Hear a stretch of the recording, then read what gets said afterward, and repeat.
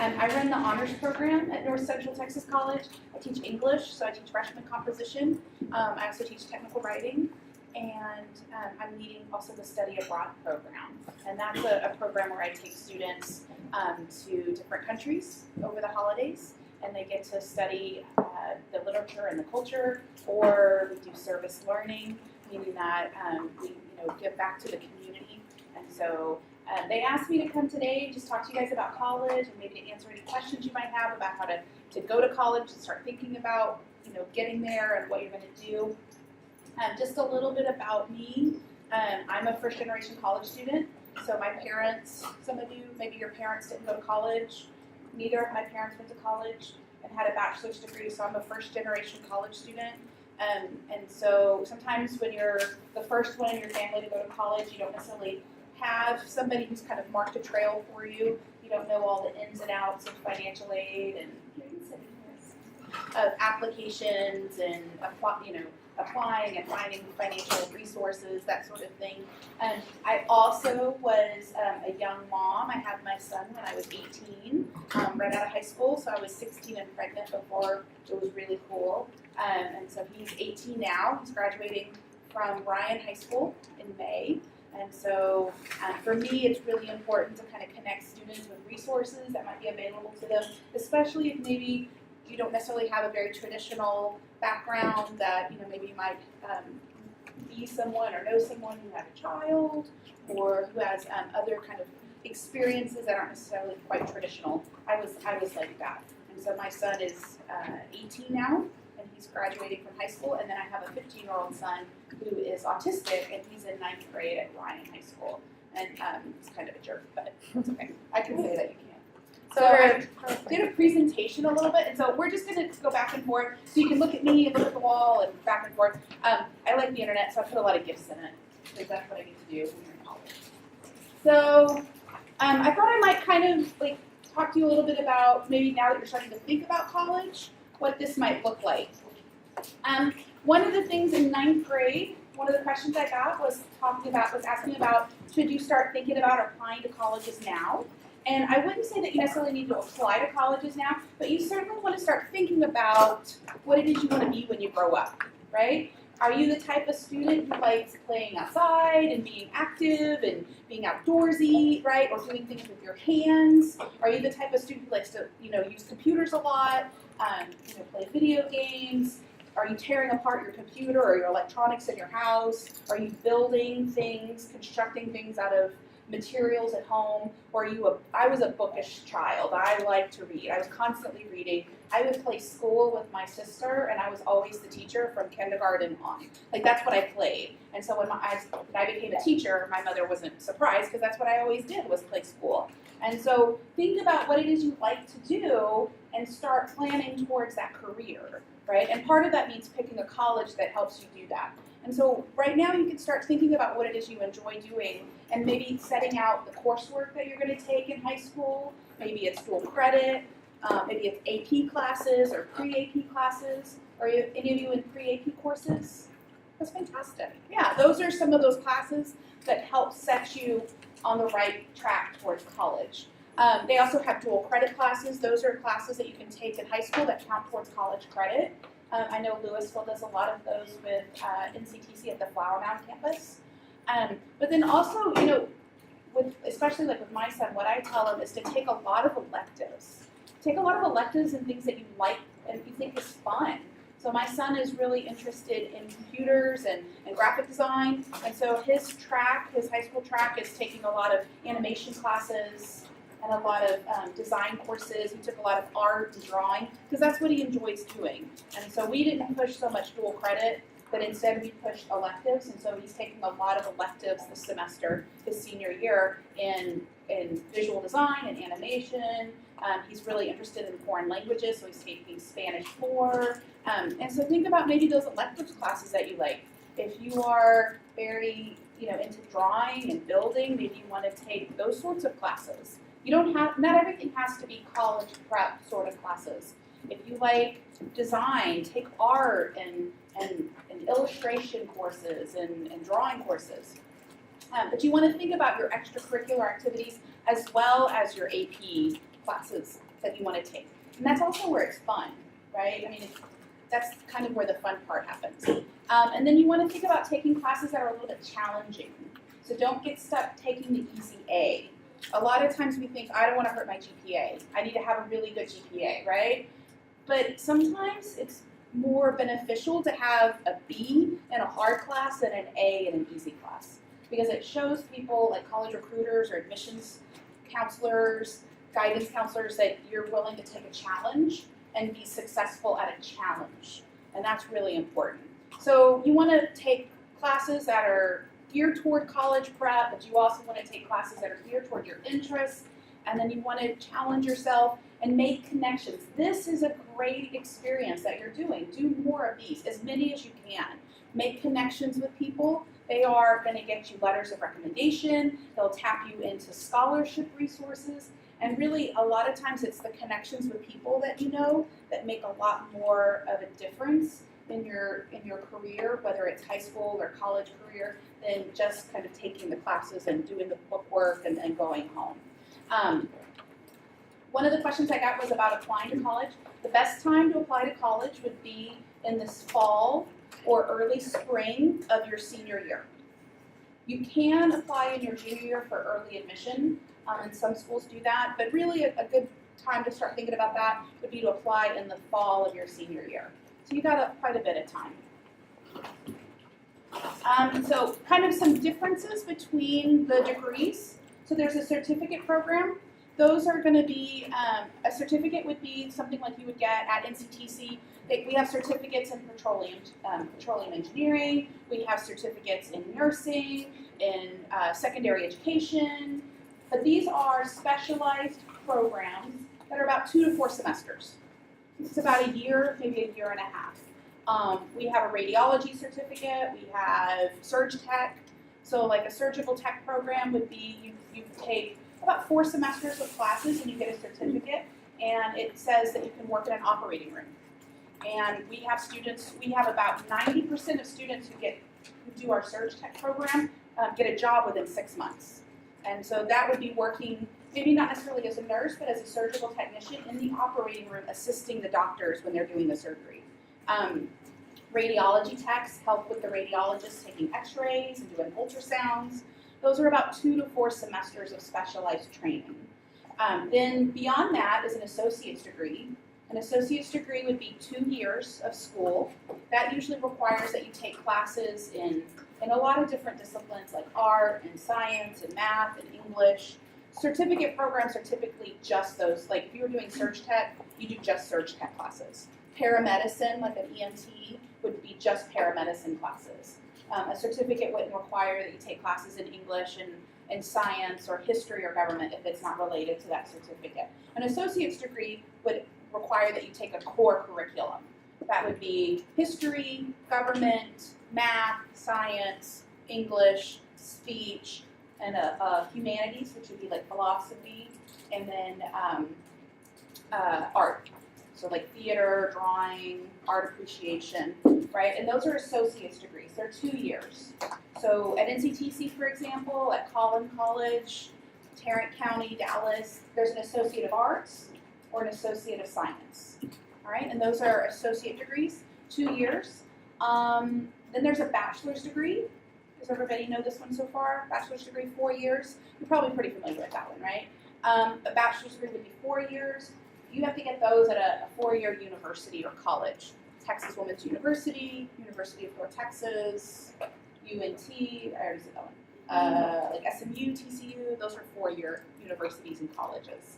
Austin College, Texas Wesleyan, Tarleton State, University of North Texas, University of Texas, Dallas, Arlington, all of those. So those are 4 years.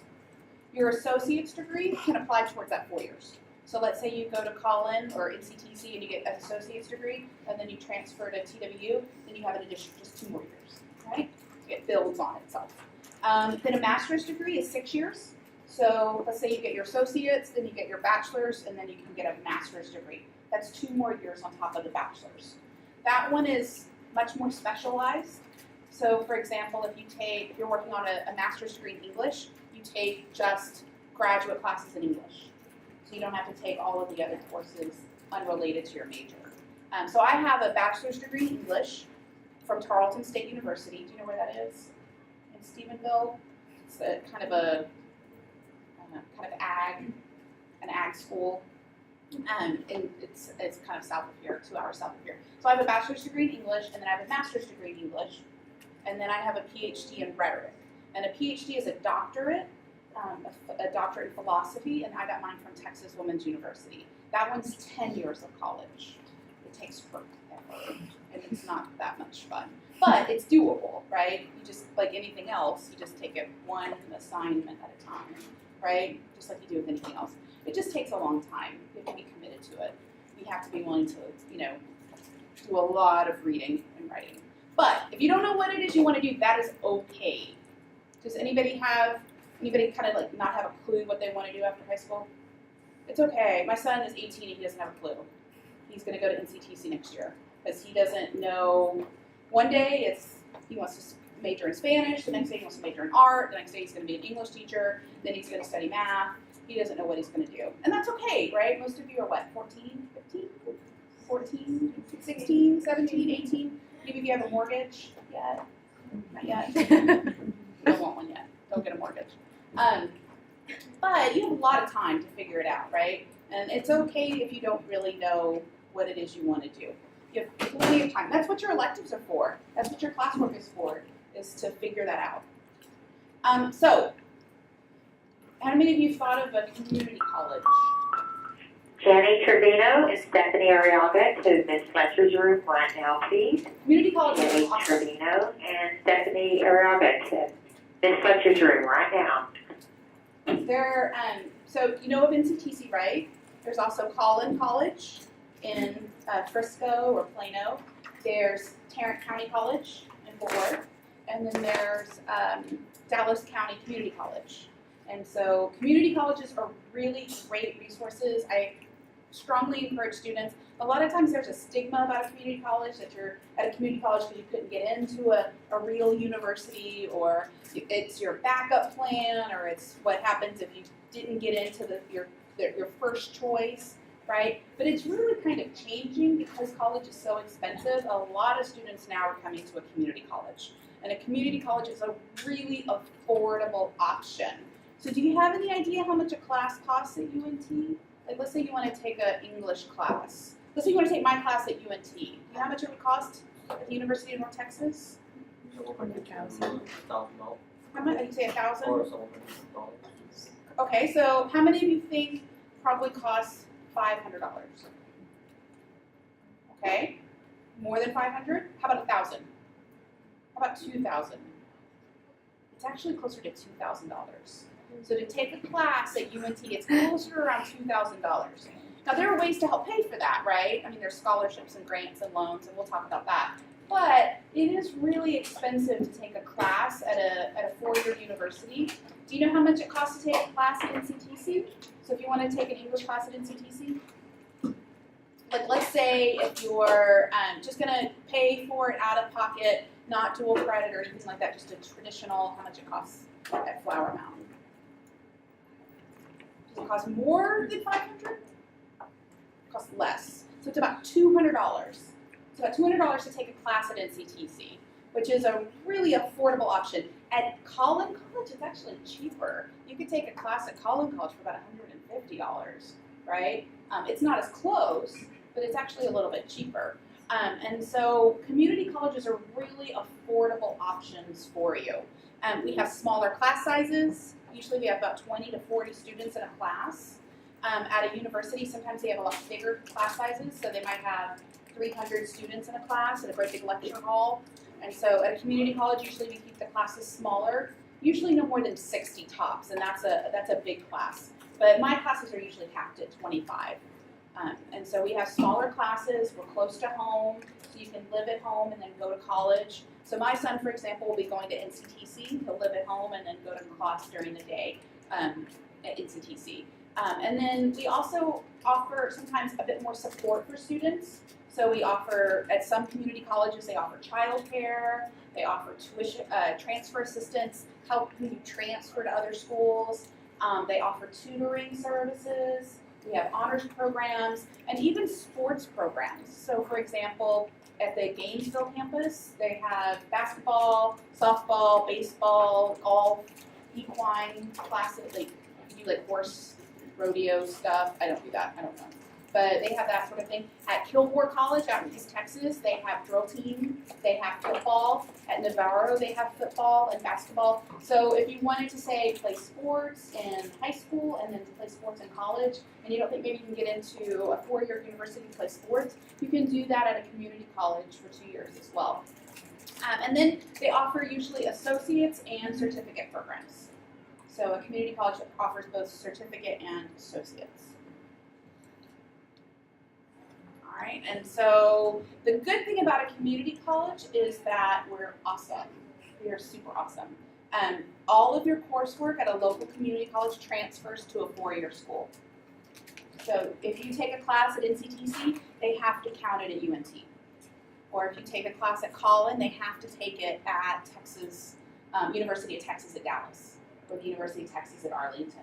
As state schools, they're required to. So that's not necessarily the same for private schools, but at a state college, they have to take community college classes. And so it makes it significantly cheaper. Yes, ma'am? Let's say you go to a community college, but then you want to go to an out-of-state college. Would that still transfer? It depends on the school. For the most part, yes. Like if you wanted, say you took classes at NCTC and then you wanted to go to OU, and because they're so close, for the most part, yes. Sometimes you have to show some parallels, like if you were, say, going to a school in Washington or California, and you took classes at NCTC, and they'd say, at least prove to us that it's the same class. And you just bring your syllabus, and you show them, and then they'll take it. And so they want to give you that credit. And so a lot of times you just have to verify it. It's not automatic like it is in Texas, but you just have to show the syllabus or the course outcomes or the catalog. I did that. I took some classes in New Mexico and transferred it back to Texas, and I just had to bring my syllabus. The syllabus is the kind of document your instructor gives you on the first day that has like what the course is about, and so you just show that. All right. There we go. All right, so what would be maybe, okay.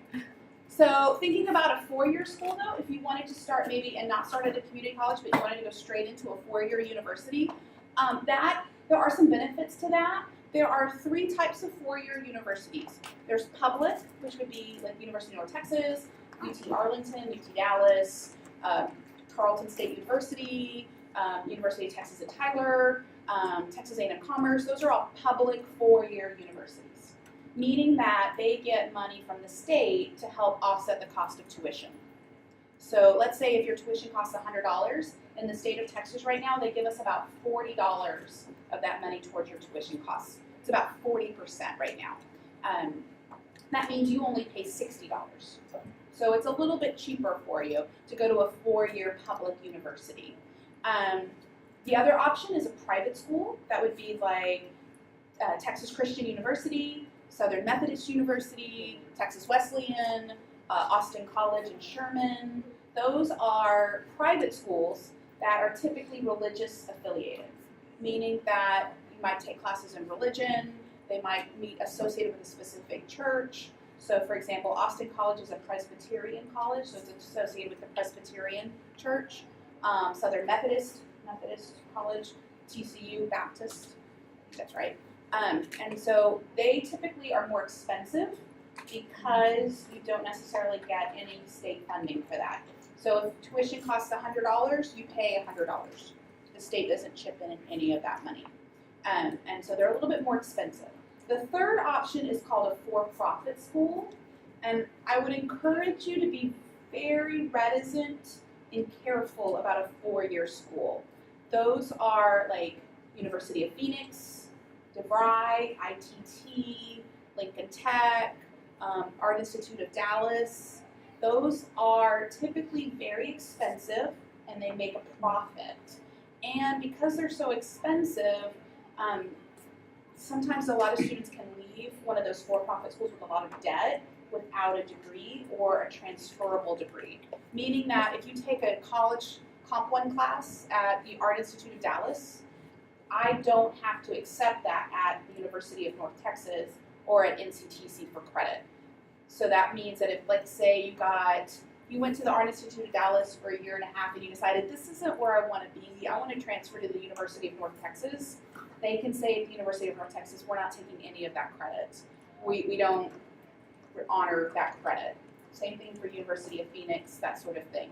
And so then you have to start all over, plus you have all of this student debt already. And so I really try to steer students away from going to a for-profit school just because they can be really expensive and you don't necessarily get anything different than you would say at a four-year state school. So for example, at the Art Institute of Dallas, my sister went there. That's why I'm not quite such a big fan of those. And she got a culinary arts degree at Art Institute Dallas, but she didn't know that you could get a culinary arts degree at Grayson College, right, in Sherman. Grayson's a two-year school in Sherman, $150, $200 a course, and you could get a culinary arts degree, right, cooking, to become a chef.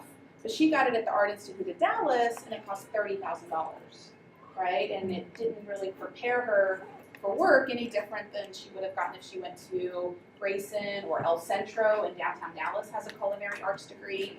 And so usually anything you want to do at a for-profit school, you can find that degree program at a community college or at a state school. A lot of them offer online programs, like University of Phoenix is primarily online, but a lot of colleges now are offering more online options. So if you need flexibility to go to school, so you need to take online classes, you can do that at a four-year state school. Like Texas Women's University has a bachelor's degree in general studies that's online. At NCTC, we have just about every discipline, we have a version of that class online.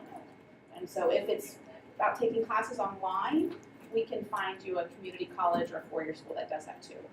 And then you still pay a cheaper rate, right?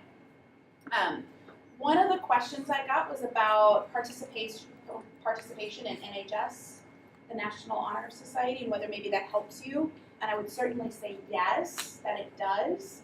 NHS, what other organizations do you guys have? Student Council, what else? Sales. Okay, great. Any other ones? Maybe do you have any that are like specific to, like when I went to a rural school, meaning that it was like, I was from the country. So we had like Future Farmers of America. We had 4-H. You guys have something like that? Like things related to maybe what you want to be when you grow up? Or we had Fellowship of Christian Athletes. We had, things like that.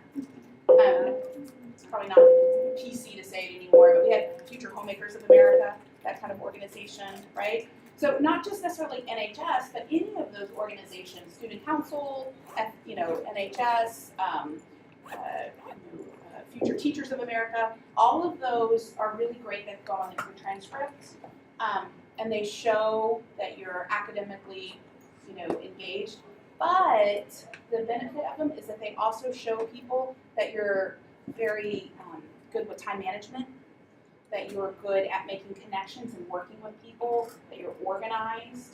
And so then you can speak very specifically to events that you put on, to organizations that you help manage and run.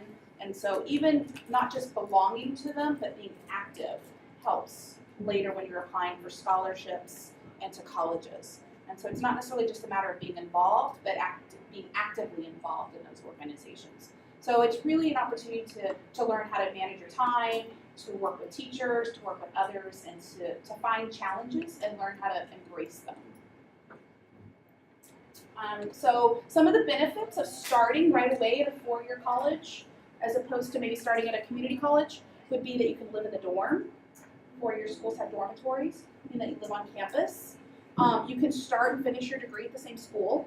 That's often beneficial to some students, meaning that you learn where the library is, and you learn where the dining hall is, and you know where your teachers' offices are, and you can visit those regularly, and you build a community on those campuses. They also have sports, so if you want to be a spectator or a participant, they have those. And then a lot of schools have study abroad options.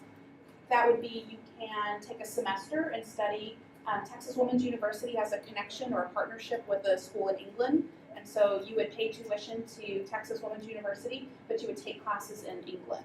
And so those classes count towards your degree at Texas Women's University, and that would be 6 months. Or if you wanted to study a foreign language, and instead of taking, say, French at Texas Women's University or the University of North Texas, you could take 2 semesters of French in France and get that credit. And so those are study abroad options that are available more often for students at a 4-year university. But it is more expensive, something to think about. UNT is about $20,000 a year. Austin College, SMU, TCU, those are about $40,000 to $50,000 a year. So they're really expensive to start. It's more competitive. So for example, if you want to get into the University of Texas at Austin and you're not in the top 10% of your class, it's really competitive to get in. So do you know how many students they take? So let's say if 100 students are applying to the University of Texas at Austin, how many of them get accepted if they weren't in the top 10% of their class? How many spots do they have available? They have 9. So they have 9 spots for every 100 for students who aren't in the top 10%. And typically those are reserved for students who might play sports or have a specific kind of maybe alumni, their parents are alumni of the college, of the university. So it's really competitive to get into some of those top 3-tiered universities in Texas. University of Texas, Texas A&M, Texas Tech. They're really competitive. And so sometimes that's why it's better to look at more regional universities like UT Arlington, UT Dallas, Texas A&M Commerce, that sort of thing. And then they're also oftentimes more rigorous, meaning that they don't have some courses that you might need to kind of help fill in any gaps. So for example, I'm not very good at math. If I had to take a math class right now, I would probably not do well, right? So it's been probably 20 years since I took a legit math class. I still have to Google percentage calculator and find like an app to do it. I can't do it. I use my calculator for everything. But, so if I were to go to college now, and if I had to take a math class, I would need to take a remedial math class. I would need to take a developmental class. But if you're at a 4-year university, they don't really offer those that many. Instead, they send you to the community college to take them.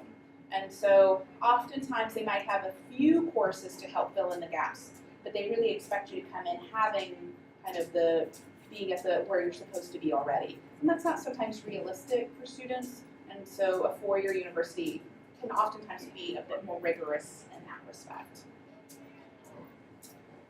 Okay, so how are you going to pay for it? Hopefully I haven't scared you away.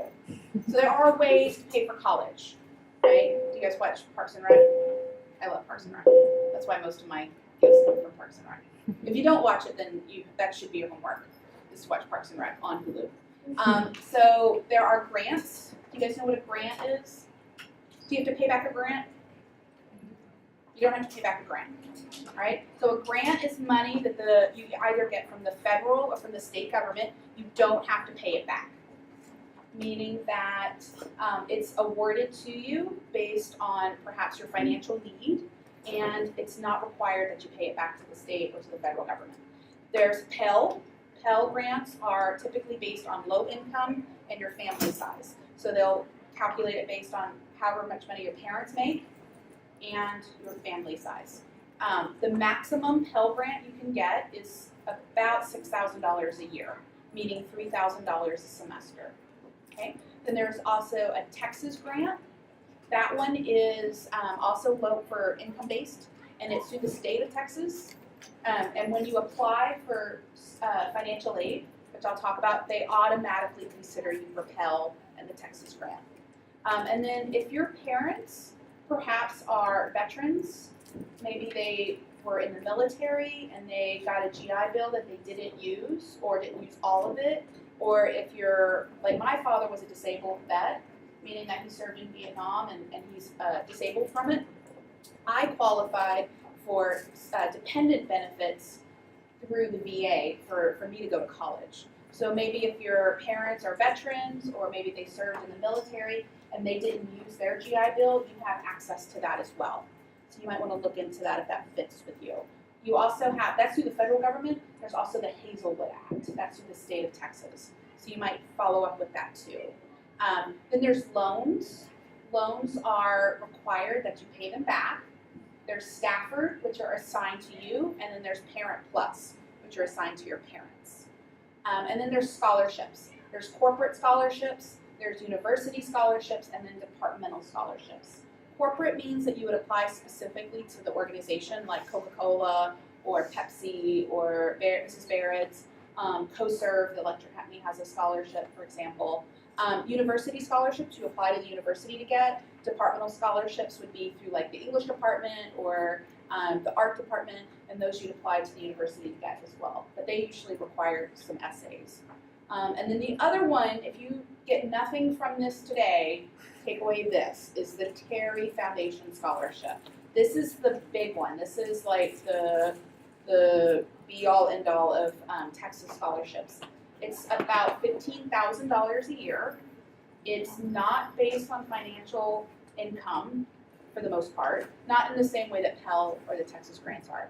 It's more based on leadership and academic excellence. And it's $15,000 a year, renewable for 4 years. And you have to apply for that in your senior year, and it requires an interview, it requires an application process. You have to go through 3 rounds to get it, but it's the big one. It's a really prestigious scholarship. There were some kind of oil barons and tycoons in Texas. They lived in Houston. They left a ton of money in their endowment for scholarships to students in Texas. So you have to be a Texas graduate. You have to be less than 21 for the first time freshman scholarship, and I think you can't have more than, say, like 30 hours of college credit. You might want to look that up specifically, but it's rigorous and it's competitive and it's worth it if you can get it. So that's one of those scholarships you kind of put on the back burner working towards to get, meaning that you're active, you're involved, you're demonstrating leadership, and you're getting good grades. And it's a big one. And they have so much money to give away that they even have created a study abroad scholarship. So if you get Terry, you can also apply for a study abroad scholarship, meaning that they can give you $6,000 towards studying, say, in France or in Brazil or Ecuador, things like that. So here's kind of the timeline. There's 2 things you have to apply for when you're applying for money. You have to apply to the school, you have to apply for scholarships, and then you have to apply for FAFSA. FAFSA. I always say FAFSA, but it's the opposite. FAFSA is the free application for federal student aid. Right? And that one you'll apply at the beginning of the year, so spring of your senior year. Right? So there's 3, so what happened was sometimes I've seen this with students, they'll apply to college and they think, okay, that's it, I did all I need to do, right? I applied to college and that's it. But after you apply to college, that's for admission. After you do that, you have to apply for scholarships, that's separate. Scholarship applications are separate. And then you have to apply for financial aid, that's separate, right? And so you want to make sure you do all 3. Otherwise, sometimes I had a student before who applied to the University of North Texas and just submitted his application, but he didn't realize that didn't actually apply for any scholarships. So he got accepted and he kept waiting to find out how much it's going to cost him, and by the time he actually realized that he hadn't applied for financial aid, it was too late and he didn't get any scholarships or any money for school. And so you want to do all 3 of those. So to apply for the federal application, the free application for federal student aid, you can just Google FAFSA, right, and it'll come up. It'll be the first thing. It's like FAFSA.org, and you'll need your parents' tax return. And what they'll do, and if you have a job, you'll need your tax return as well. But you'll submit your parents' tax return to the federal government, and what they do is they take your family size and your parents' income to determine your financial contribution for college. So this determines how much money the government says your parents should be paying towards college. That's not always maybe accurate, considering like maybe bills and expenses they might have, but it's the kind of the amount the government says your parents should be putting towards college. And so then What they do is they take the cost of the school and they subtract your parents' financial contribution, and that's how much they come up with that you need for grants and loans. Okay? And so then the schools will award grants and loans based on and scholarships to help make up the difference.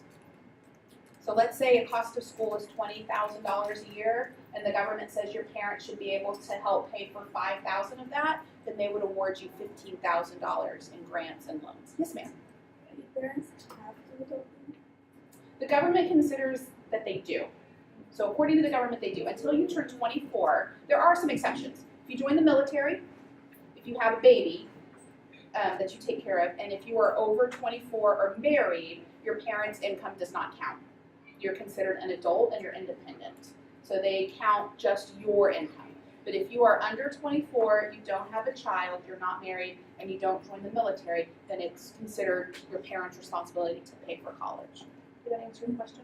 So for example, when I first started college, so my son was born, so I got pregnant in my freshman year of college, and so my first semester of college, they calculated my financial need based on my parents' income.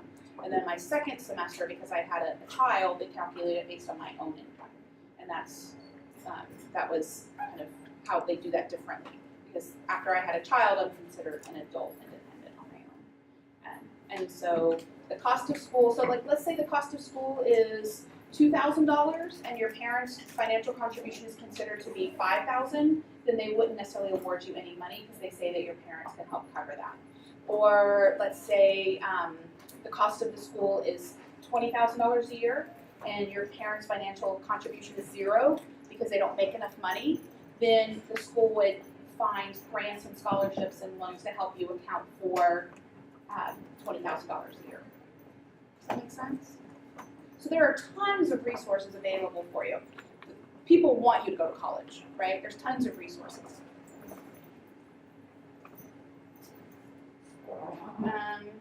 So just some kind of a timeline. You want to apply for college in the fall of your senior year. You want to file your taxes. So your parents need to file their taxes like February 1st or at the very beginning of the spring that year, right? Right out of the gate, file your taxes. Then you'll want to file your FAFSA immediately after that because you have to have your tax return to file your FAFSA, right? So apply to college, file taxes, file FAFSA, apply for scholarships. That's kind of the order that you do it. And you want to do it like right away. Because a lot of times with scholarships, it's first come, first serve. And with FAFSA, the deadline to apply for FAFSA is June 30th. However, when they run out of money, they run out of money, right? And so you could apply, say, June 29th, but they gave away all the money June 1st and there's nothing left for you. So you want to be the first one out of the gate. So you want to apply right out of the gate for college, then file your taxes, file FAFSA, and then apply for scholarships. You might have to kind of lean on your parents a little bit to get that done. Yeah, you guys can go if you have to get on the bus. Say that again. So apply to college in the fall. And you're gonna. Did everyone sign in that's leaving? Thank you. Bye, thank you. And then apply for scholarships. Yes, ma'am. When's the perfect time to apply the scholarship? As soon as you possibly can in this beginning of the spring semester. So for example, at Texas Scenario? Women's University, they just opened the scholarship applications for next fall. They opened them usually about the beginning of December. So as soon as you can apply for scholarships, apply it. But a lot of times, it just makes sense to kind of do it a little bit around there. You just want to do all of it around Christmas of your senior year. You'll be really busy in January and February of your senior year, applying for college and applying for scholarships.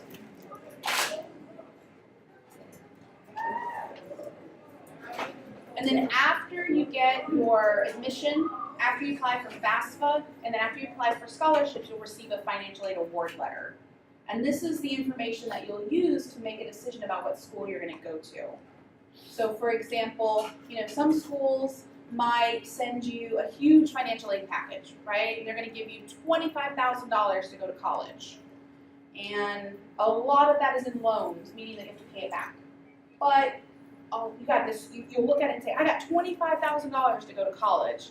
But when you look at the cost of the tuition, it's $45,000. And you're like, oh, that's still $25,000 you got to come up with, or something like that, right? Or you'll look at it and you'll think, I didn't get any financial aid, or I only got a $200 scholarship. But tuition is only $1,000 for 4 classes. That's 25% of your tuition. That's a huge scholarship. So you want to take into consideration how much the school costs when you're thinking about the financial aid award that they're going to give you. So for example, at NCTC, I give scholarships that are $200 a semester. And it doesn't look like much, right? Especially in comparison to, say, UNT. Their scholarships for honors are $750 a semester. And so it looks like they give way more money to students at UNT. Except their tuition is several times over. So a $200 scholarship at NCTC is 16% of their tuition costs, whereas a scholarship at UNT is significantly less. And so you have to kind of keep those things in mind. And so a couple of questions that I got regarded like what college was like, so I just kind of wanted to go through that. Full-time is 12 hours. That's about 4 classes. So a full-time semester is about 4 classes. You can usually take classes on Monday, Wednesday, Friday, or Tuesday, Thursday, a lot like what you do in high school with the block scheduling. You can take weekend classes, you can take online classes, and typically it's expected that you'll study 10 to 15 hours a week outside of class on your own. So usually it's considered, your full-time job is to go to college. That's why you don't want to have a full-time job and go to college. Don't do that. I have students that do that all the time. It's really, really hard. And their grades suffer because of it. So because college is harder than high school. It is harder. But that being said, college is harder than high school. But that being said, the biggest indicator of success in college, I'm telling you right now, I've taught for 15 years. I've had thousands and thousands of students showing up. Showing up's the big one. Not just physically showing up to class, but mentally showing up. Being engaged. And so not just coming to class. I had one student one semester who came to class, and she sat there every day all semester. And she never missed a day. But she never turned in a single thing. She never took any notes. She never took any notes. She never texted. She didn't talk to anybody, right? She wasn't hurting anybody. But she failed, even though she came every single day. She was physically present, but she wasn't mentally present. And so it's not just showing up, but it's also being prepared and participating. And a lot of it is just showing up. When you get 18, 19, coming to college is really sometimes what you're like, do I really want to go to class? No, I want to sleep in because mom and dad's not making you. And you'll have teachers who say, I don't care if you're here or not. I'm going to teach class anyways. And so you're like, if they don't care, why do I care, right? And then you don't do so well. So you have to show up to college. You have to come to class, take notes, pay attention, and contribute to the class discussion. That's really the surefire, the best way to be successful. And because it is harder, but part of it is just a matter of being involved. And then finding resources. So for example, we have a writing lab, we have a math lab, we have student instructors, we have Trio, meaning that if you need help in math, you can go to the math lab and do your math homework, and tutors will walk around. So if you have a question, you just raise your hand and they'll come help answer the question for that problem. We have a writing lab, so if you write a paper, you can take that paper to the writing center and get feedback on it before you turn it in and get help. And so you want to find those campus resources. Then there's also socializing, which students are really good at college. And that's like clubs, student organizations, sports, honor societies, fraternities, and sororities. We have those on campus. The reason that's important is because research shows that if you are involved on campus, you're more likely to stay. And if you're more likely to stay, you're more likely to graduate.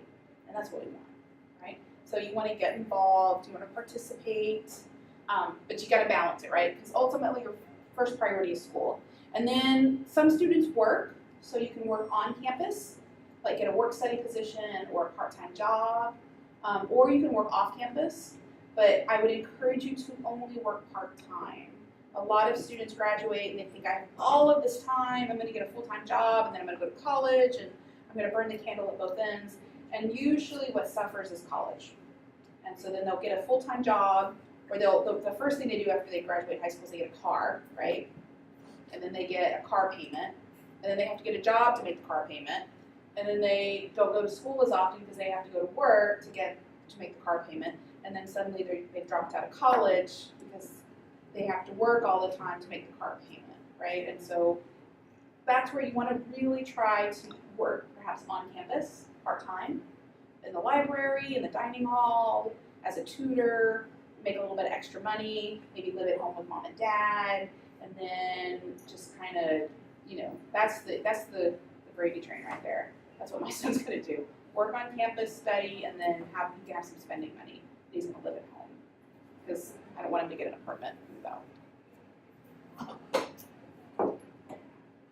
Let's see what comes up. All right. So another question I have to get is about college professors. And a lot of the stigma is that we are mean, and some of them are. Some college professors are jerks. They just are. And they like to think they're, really powerful. And so they take advantage of it. And so they're jerks. But by and large, most of us are actually really nice, and we want you to be successful. We want you to do well in our classes. And so some classes are based on lecture, kind of like what I've been doing this whole time where, you talk and you take notes. Some classes are more apprenticeship model, meaning that maybe if you're in a petroleum engineering or in a nursing class, you would study the concepts in a nursing class, but part of the class is also demonstrating that you can do it. So not only just talking about how to put it in an IV, but watching you practice doing that. And so there's more apprenticeship models. And some classes are more about writing papers. In my class, we don't have a lot of tests. We don't really have any tests. All you do are write papers. That's how you demonstrate your competency or your knowledge, is just to write a paper about it. Some instructors, you just take a test. Maybe you have 3 tests during the semester. Depends on the class. Some instructors you're going to really like. You're going to think they're awesome. You're going to love everything they teach. And some instructors you are going to hate and send them a nastygram wishing they'd die in a fire. I've gotten a couple of those. I have a file on my computer of those. Those students, I hate your guts, I wish you would die in a fire, and I hate everybody who looks just like you. Right? Sometimes you get those instructors. And that happens. I've had instructors I didn't care much for either, but you still have to take the class, right? You still got to get through it. For some instructors, attendance is not a requirement. So for my class, for example, I don't take attendance. We do things in class every day, and if you're there, you get credit for it. If you're not, you get a 0.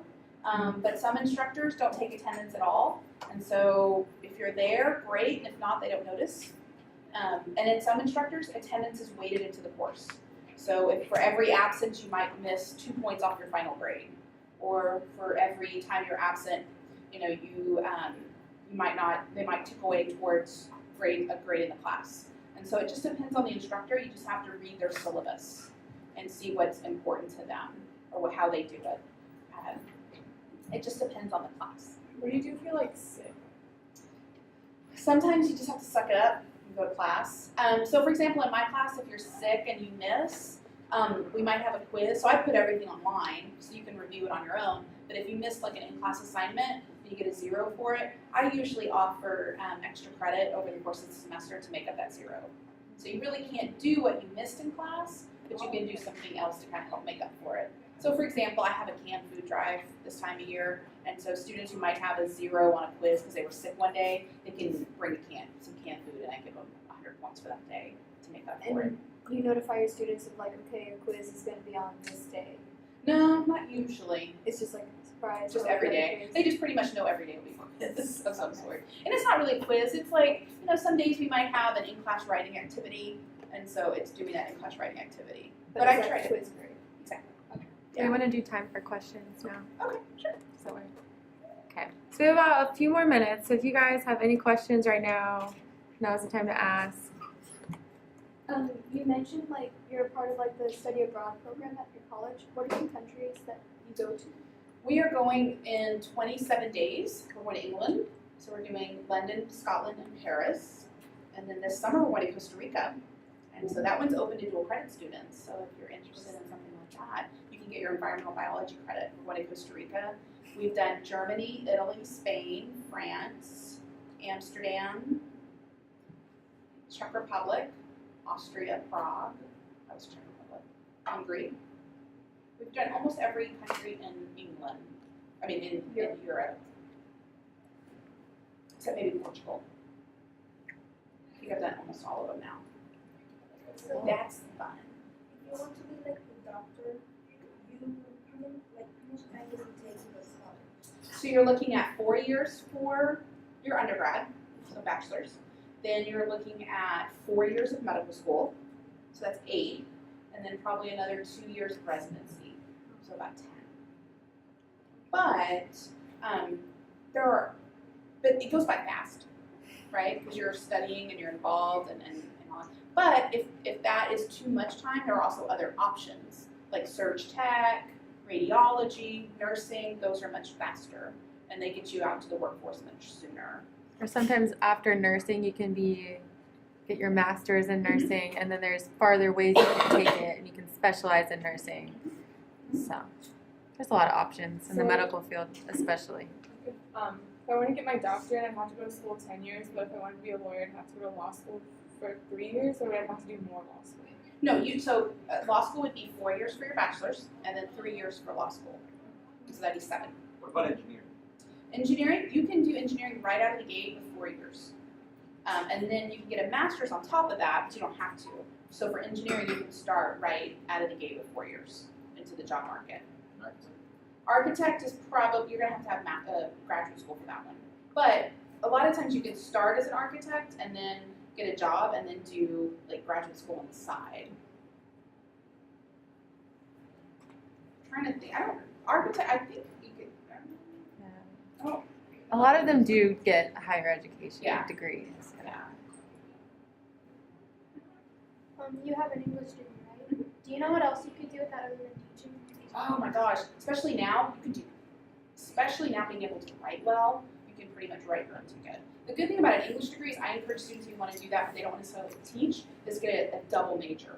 So a major in English and what else you would want to do. So I have my next door neighbor is a English major and she's in marketing. So she does marketing for FedEx. And so she does all of their marketing. And her degree was in English. Her husband is in marketing also, but his is in computer development. And so he sells like computer programs, but his degree was in English also. So his is a double major in English and art. And then he got into selling, so he designs computer programs.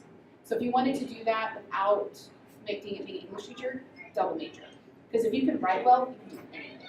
What would you suggest if you want to teach English, but to somebody that that English isn't their first language? So that's English as a second or foreign language. Okay. Yeah, and that's a degree.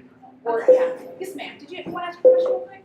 Oh, I was just going to ask, if you want to be like a homicide detective, Criminal justice. yeah, do you have to start from the bottom, working? It depends. Yes and no. If you want, come up to NCTC sometime, and I'll introduce you to the criminal justice people, and that can help you kind of decide. They do have programs for people who are criminal justice majors who already have a job as a cop.